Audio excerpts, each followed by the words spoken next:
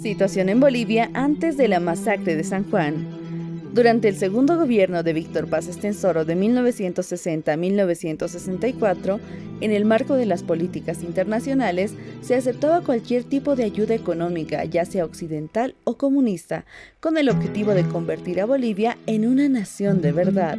Esta actitud no pasaría desapercibida ante Estados Unidos, por lo cual Arthur Schleninger, asistente de Kennedy para América Latina, convencería a Paz de iniciar la modernización a través de la Alianza para el Progreso, implementando un régimen más autoritario y desarticulando a la izquierda ya que era desfavorable a la modernización.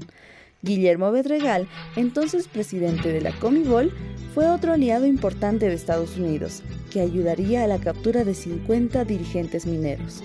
La Alianza para el Progreso tuvo como mayor enemigo a los sindicalistas comunistas de la mina siglo XX. El régimen autoritario de izquierda de Paz provocaría un debate en Washington sobre si se debía apoyar o no a Bolivia. Los liberales de Kennedy estaban de acuerdo con dar apoyo económico a Bolivia para una hegemonía geopolítica. Entre ellos estaban Ben Stepanski, embajador de Estados Unidos en Bolivia de 1961 a 1963. Es así como el Plan Triangular surgió como un programa de rehabilitación de las minas, como una forma de despolitizarlas, ya que tenían fuertes inclinaciones prosoviéticas. Uno de los mecanismos de Estados Unidos para mantener a Bolivia alejada de las tendencias comunistas fue la implementación de la acción cívica militar, que mediante el contacto de las Fuerzas Armadas con las comunidades consolidaría una ruptura entre la mina y el campo.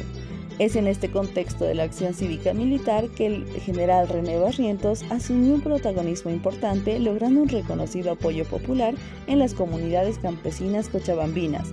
De esta manera se fue haciendo presente en el panorama político de Estados Unidos. La batalla de Irupata, provincia Pustillos, departamento de Potosí, se llevó a cabo el 29 de julio de 1963, en un intento por acabar con la indisciplina laboral en las minas, y terminó en la ejecución del comandante Neri, la división definitiva entre las minas y el campo y el periodo de expulsión del presidente Paz. A partir de entonces, las tensiones aumentaron y otros sectores de la derecha y del trotskismo también expresaron su repudio ante el gobierno autoritario de Paz. El presidente aplicó entonces la tan esperada reforma laboral, despidiendo a centenares de mineros, además de ordenar la captura de sus dirigentes sindicales. Mientras tanto, Paz Estenssoro viajó a Washington para reunirse con Kennedy. Ambos congeniaron inmediatamente y estuvieron de acuerdo en que las medidas que estaban aplicando a Bolivia eran necesarias para el proyecto de modernización. Poco después, Kennedy fue asesinado en Dallas. El vicepresidente Johnson asumió entonces la presidencia y estaba a favor de la modernización boliviana. La nueva administración fue inaugurada con el secuestro de funcionarios americanos por mineros, en protesta por el encarcelamiento de sus dirigentes. Los mismos secuestrados, después de ser liberados, alegaron que lo que les estaban haciendo a sus amigos no era justo y deberían cumplirse sus demandas. Las mujeres del siglo XX fueron las principales protagonistas de este evento que duraría 10 días, hasta que los mismos dirigentes Irineo Pimentel y Federico Escobar pidieron el cese de la huelga. Entretanto, el ascenso del general Barrientos al poder fue prácticamente meteórico con el apoyo popular, sobre todo de los sectores cochabambinos. Pasó a ser jefe de las Fuerzas Armadas a compañero de fórmula de Paz en su tercera candidatura. El 31 de mayo de 1964, Víctor Paz Estenssoro fue reelecto con su nuevo vicepresidente, René Barrientos. Es entonces cuando este empezó a oponerse a la política autoritaria de Paz, lo que dio lugar a los primeros rumores de un golpe de Estado para instaurar una junta militar, que todavía serviría a las órdenes de Estados Unidos. La ruptura de relaciones diplomáticas de Bolivia con Cuba provocó molestias en los movimientos de izquierda. La guerra civil era casi un hecho. En el mes de octubre, las protestas contra el presidente dejaron 2 muertos conocidos como los mártires de octubre, que murieron en enfrentamientos con la policía especial. Durante estos conflictos, Barrientos pidió a Paz que renunciara para instaurar una junta militar, pero Paz siguió rechazando la idea. Después de Todos Santos, Barrientos voló a Cochabamba para dirigir las Fuerzas Armadas y dar su golpe de Estado el 3 de noviembre. Entonces Paz abandonó el país. Alfredo Obando instauró la junta militar compartiendo la presidencia con Barrientos, pero desistió poco después, dejando solo a Barrientos en el poder. El 24 de junio de 1967, la dictadura de René Barrientos arrasaba militarmente al movimiento minero boliviano para escarmentarlo por su osadía revolucionaria. Por tierra y aire los atacaron en sus propios campamentos durante la llamada Operación Pingüino. Con el golpe de estado que Barrientos, jefe de la Fuerza Aérea y vicepresidente de Víctor Paz Estenssoro, perpetró contra su propio gobierno el 4 de noviembre de 1963, comenzó en Bolivia una era de ataque despiadado del poder, representado por las Fuerzas Armadas contra el movimiento de resistencia social que lideraba la Federación Sindical de Trabajadores Mineros de Bolivia, nucleada en la Central Obrera Boliviana. Esa confrontación de fuerzas tuvo una primera respuesta oficial en mayo de 1965, a través de una serie de decretos leyes represivos contra los sindicatos. El día 17 Barrientos firma el decreto 07171, que declara fenecidas las funciones de los dirigentes sindicales. Al día siguiente, el decreto 07172 obliga a que las asambleas obreras, para conformar directivas, deben contar con la presencia de un personero del Ministerio de Trabajo. El 23, el decreto 07181 proclama como zonas militares los campamentos mineros de Corporación Minera Boliviana, Comibol, bajo jurisdicción del Código Penal Militar, reclamando competencias sobre quienes hicieran el abandono masivo de trabajo, en este caso huelga. El 24, el decreto 07188 impone una nueva escala salarial en la que prácticamente se constituyó en una reducción de la rebaja promedio que fue del 26.4% del salario. Los decretos entreguistas tuvieron como respuesta obrera ese mismo mes de mayo la realización de un congreso unitario de los mineros en la localidad potosina de Siete Suyo. En aquellas jornadas de mayo de 1965 se ratificó el Pacto Minero Universitario Estudiantil, la defensa del fuero sindical, la reposición del control obrero, la lucha contra la enajenación de los yacimientos Matilde, Mutún y Turqui, la lucha por la instalación de hornos de fundición de estaño y antimonio, aceptando la oferta soviética y checa, la derogatoria del Código del Petróleo y expropiación de la Gulf Oil, y el rechazo al chantaje de los organismos financieros internacionales que habían suspendido créditos a Bolivia mientras no se indemnizara a la empresa de ferrocarriles Bolivia Railway. El nuevo Comité Ejecutivo Nacional fue reducido de 45 miembros a solo 25. Hubo una renovación sustancial de cuadros. La posición del gobierno sobre estas resoluciones fue expresada por el coronel Juan Lechín Suárez, presidente de Comibol. El Congreso no será reconocido y sus dirigentes están en condiciones ilegales. Durante este periodo, la justicia también se ensañó con los mineros. Los dirigentes sindicales afrontaron juicios por hacer asambleas, huelgas y reclamos salariales. Sumado a esto, el 23 de marzo de 1967 se inició la acción guerrillera en el oriente del país, en la amazónica región de Ñancahuazú, que comenzó a ocupar las primeras planas de la prensa. El dictador Barrientos pidió la reposición de la pena de muerte. La revista FED Mineros de la Federación Sindical de Trabajadores Mineros de Bolivia, en su número 17 del 25 de mayo de 1967, publicó una nota con el título Frente Guerrillero: el hambre, la miseria, la explotación, la desocupación, la violencia y el matonaje, como la persecución que ha impuesto el gobierno gorila de Barrientos, es la consecuencia de la aparición de la guerrilla. Los generales dicen que se trata de los bandoleros enemigos de los pobres, pero esto nadie cree. Podemos afirmar que la mayoría de los trabajadores ven con simpatía la acción guerrillera. Esto es la verdad, no puede ser de otra manera. Cuando se vive en la injusticia, sin trabajo y mal alimentado, sabemos que los yanquis operan de antiguerrilleros y eso indigna a los obreros. El 6 de junio se realizó la Asamblea General de los Trabajadores Mineros de Huanuni, con la presencia de dirigentes de Siglo XX y Catavi. La resolución principal fue la convocatoria a una marcha de la Unidad Obrera y de repudio al gobierno, a la que fueron convocados todos los distritos mineros y sectores laborales. Sus consignas: defender la nacionalización de las minas ante la amenaza de entregarlas a consorcios imperialistas y apoyar moral y materialmente a las guerrillas patrióticas que operan en el sudeste del país. Al día siguiente, el gobierno dictó el estado de sitio. ante el accionar de la subversión comunista, en vista de los preparativos para realizar una manifestación armada que debía marchar sobre la ciudad de Oruro y ante la evidencia del apoyo prestado al movimiento guerrillero en los discursos pronunciados en los distritos mineros. El gobierno, en uso de sus atribuciones constitucionales y en cumplimiento de su deber, ha resuelto declarar el estado de sitio y prohibir todo tipo de manifestación, anunció la Junta Militar. La dictadura buscaba instalar en la opinión pública la falsa idea de la acción coordinada entre la guerrilla y los sindicatos mineros. Hay un plan subversivo general que está siendo puesto en marcha en el país. Ese año confluyeron en Bolivia dos elementos que preocuparon hondamente a la dictadura boliviana y también al gobierno de los Estados Unidos: las luchas del poderoso movimiento minero y la irrupción de la guerrilla de la mano de Ernesto Che Guevara. Como lo analizó el sociólogo René Zabaleta Mercado, los mineros de Bolivia, aunque probablemente no estaban con muchas ganas de pronunciar palabras tan mayores y sí en camino de reponer sus salarios, intentaron sin embargo un titánico esfuerzo de apoyo que la guerrilla nunca les había pedido. Fue la matanza de la noche de San Juan. El gobierno planificó al detalle la Operación Pingüino, de la que participarían la Segunda División, el Regimiento Rangers, el Regimiento Camacho de Oruro, el Regimiento 13 de Infantería, la Guardia Nacional, Detectives del Yayagua y la Fuerza Aérea. Además, Barrientos envió a su hombre de confianza, el capitán Zacarías Plaza, para colaborar con la dirección del operativo.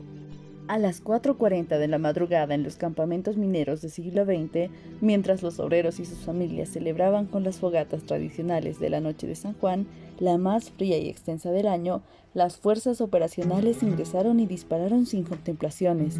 El estruendo confundió a todos. Creyeron que eran fuegos artificiales. La radio, actor central en las luchas mineras, había dejado de funcionar. La empresa que colaboraba con la agresión militar cortó la corriente eléctrica a las 5:10 am. Temían que las emisoras propasen la noticia y otros centros mineros acudieran en defensa de sus hermanos de clase. El dirigente sindical Vidal Sánchez recordó: los Rangers empezaron a disparar ante la sola presencia de los obreros que transitaban para recogerse y otros para dirigirse al trabajo. El sacerdote del siglo XX, Gregorio Iriarte, describió la frialdad del ataque. La columna del centro al mando del mayor Pérez, totalmente equipada con armas automáticas, se deslizaba pausadamente en posición de combate. Se internan en el campamento Salvadora, que se convierte en la antesala del infierno. El campamento está envuelto en un espantoso tiroteo y el arma de cada soldado vomita ráfagas de muerte en cualquier dirección. Las balas penetran en las casas por las ventanas y a través de los techos de zinc. El mayor Pérez y sus soldados perdieron la serenidad. Ya no ven más que enemigos en cada persona que se esconde o en cada puerta que se abre. Ante los relatos cobra singular interés la crónica publicada por La Patria. A las 4:55 de ayer, las poblaciones mineras de esta zona amanecieron con un intenso tiroteo. Se escucharon disparos de fusiles, ametralladoras y explosiones de dinamita, cuando las fuerzas del ejército y de la policía minera ocupaban los campamentos mineros en sangrienta acción. El matutino orureño describió la ocupación del distrito de Catavi. Las fracciones del regimiento Rangers y de la policía minera descendieron por las faldas del Cerro San Miguel con intermitentes disparos, que continuaron hasta las 6:30 horas. Las mayores víctimas se registraron en el campamento denominado La Salvadora, cerca de la estación ferroviaria de Cancañiri. Los obreros fueron sorprendidos por un nutrido tiroteo en la zona de La Salvadora y Yayagua, y en los primeros momentos pensaron que se trataba de dinamitazos y de disparos de armas de fuego que siempre se producen en festividades similares. Las detonaciones cobraban mayor volumen cada minuto que pasaba y corrió velozmente, como una estremecedora descarga eléctrica, la noticia sobre la presencia de tropas del ejército en los campamentos. No se dejaron esperar las lamentaciones de los heridos y los gritos desesperados de las mujeres y los niños. Las balas cruzaban en todas direcciones y ya no era posible dudar de que las Fuerzas Armadas habían ingresado en tren de combate. Solo a esta altura los trabajadores lograron reponerse de la sorpresa, pero como es lógico suponer, no tuvieron tiempo de oponer resistencia ordenada a los invasores. Los francotiradores ocuparon el lugar de la acción coordinada de los obreros. A pesar de todo, los datos de La Patria resultaron fragmentarios. Las tropas habían desembarcado a unos 2 kilómetros de la estación de Cancañiri, preocupación elemental que les permitió filtrarse sigilosamente hasta el corazón del siglo XX. A fin de evitar que los mineros tuviesen tiempo de organizarse, los soldados se descolgaron por la zona de La Salvadora y también por el campamento llamado Villarruel, ubicado en La Hondada. Las fracciones de los carabineros y de agentes civiles avanzaron por Yayagua hacia los campamentos. Esta operación envolvente y sorpresiva precisa de subrayar que a las 6 de la mañana ya estaba en el poder del ejército. Los soldados, al ingresar al local sindical, asesinaron a Rosendo García. Al clarear el día se pudo observar que la mayoría de muertos y heridos eran moradores del campamento La Salvadora, que se dirigían al trabajo para cumplir la primera punta. Los invasores disparaban en contra toda persona que trataba de escapar. A las 6:30 el ejército era dueño de todo siglo XX. El sindicato apareció ocupado y rodeado de uniformados. En los lugares estratégicos se veía la boca de las ametralladoras. Las sirenas de las ambulancias hacían estremecer el ambiente y los centenares de heridos y decenas de muertos eran recogidos y llevados a Catavi. La única reacción de los mineros fue huir de las bocaminas. Allí se hizo un recuento de lo sucedido. En la tarde, muchos cadáveres estaban tendidos en el local del Club Racing Reynolds. Inicialmente se dijo que fueron muertos 16 mineros y heridos 71, pero La Patria del 2 de junio subió el número de occisos a 20. La histórica dirigente de los derechos humanos, Domitila Chungara, relató que más de 10 jóvenes conscriptos murieron por negarse a disparar, ya que eran de la localidad. Los comandantes allí mismo los blanquearon. Un solo minero, Rosendo García, se había abatido, prendido en un fusil y con las heridas de su cuerpo sin vida. Rubricaba su decisión de no permitir que se avasalle la organización obrera, evocó Iriarte. La arremetida bélica culminó a las 8 de la mañana. Siglo XX fue cercada por las fuerzas militares, al igual que otros centros mineros. Los sobrevivientes fueron maltratados sin tregua. Entraron casa por casa, se robaron lo poco que había en las familias obreras, hasta los niños fueron interrogados. Los dirigentes que subsistieron, al igual que sus parientes, fueron expulsados de los campamentos, desterrados y perseguidos. Para aumentar el amedrentamiento, aviones de la Fuerza Aérea sobrevolaron Catavi, Guanuni y siglo XX. La zona minera fue declarada zona militar. La corriente eléctrica fue cortada, no había telégrafo ni transporte.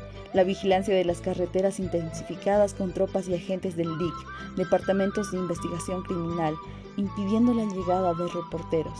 Nunca se supo con exactitud el número de asesinados o heridos.